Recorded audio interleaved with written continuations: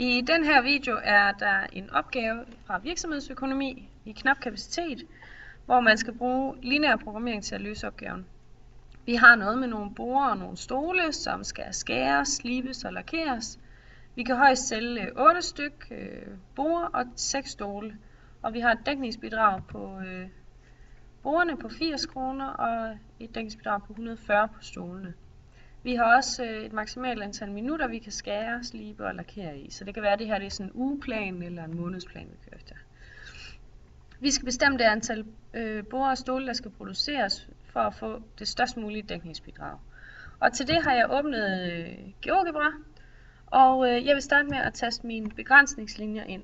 Det gør man ved først at kigge på den øverste linje, som er tilskæring.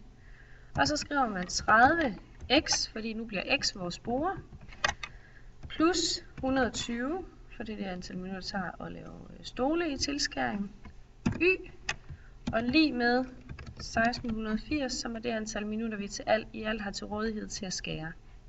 Så trykker jeg enter.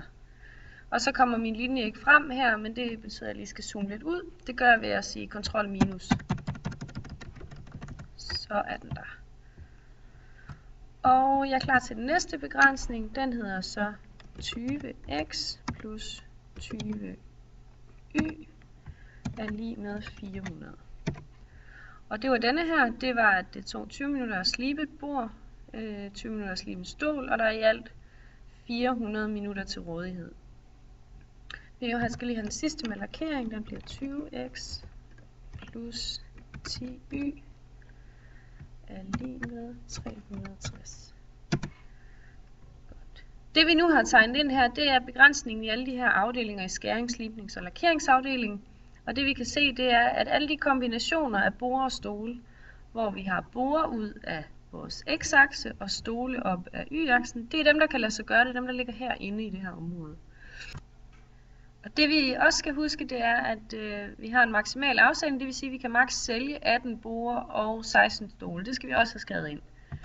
Borer, det var x, så jeg skriver x lige med 18. Og y, det er stole, så y lige med 16.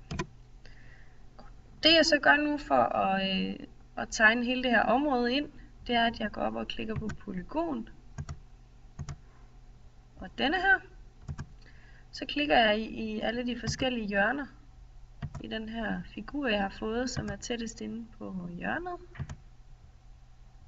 Sådan. Det kan være lidt forskelligt, hvor mange hjørner man får her. Der fik vi de her. Og det her, derinde, der er så alle de der forskellige kombinationer af borer og stole, som kan lade sig gøre. Så nu mangler jeg kun at taste min funktion ind, som fortæller, hvor meget jeg tjener, for det er jo det, jeg vil optimere. Jeg tjener 80 kroner på et bord, og jeg tjener 140 på en stol.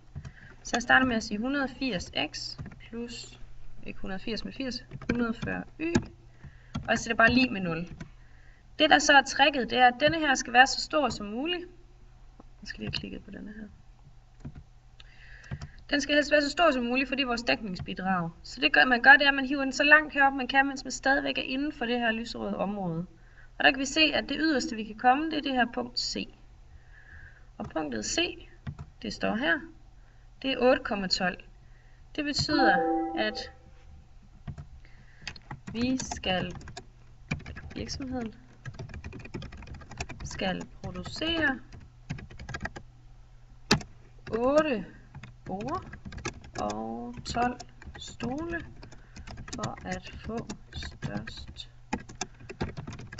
muligt dækningsbidrag. Og så kan man jo skrive løst ved hjælp af lineær programmering. Og så indsætte et screenshot heroverfra, som viser det. Det vil jeg gøre.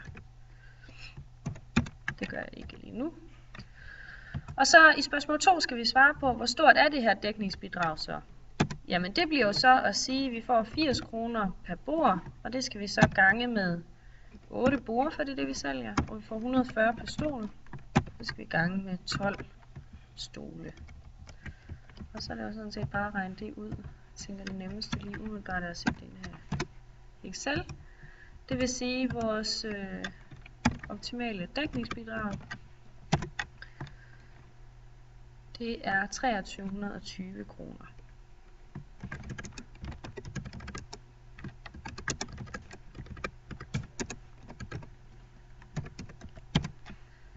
Easy peasy, så er den løst. God fornøjelse.